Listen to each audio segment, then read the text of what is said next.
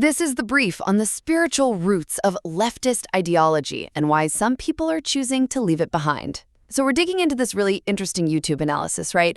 It kind of skips the usual political back and forth and says, hey, maybe modern progressivism is actually about a deeper spiritual thing. And it highlights folks who are actually leaving that whole scene. Okay, so what's the video's main argument? First, it argues that this ideology is built on something called moral inversion. Flipping right and wrong on their heads.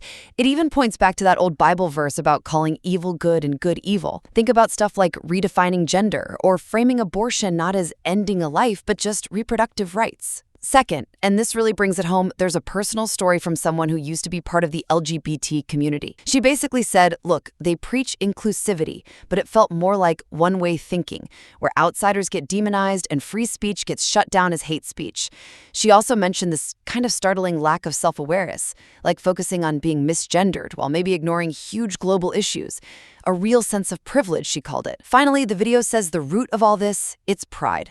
Seeing yourself as wise in your own eyes, totally self-justified. This essentially cuts people off from their creator, what the speaker calls the true power source. And the result? They're kind of stuck, always learning, but never really getting to the truth because they just won't admit they could be wrong. So basically, the analysis suggests this prideful separation from that power source forces the movement to keep twisting morality to make itself seem right.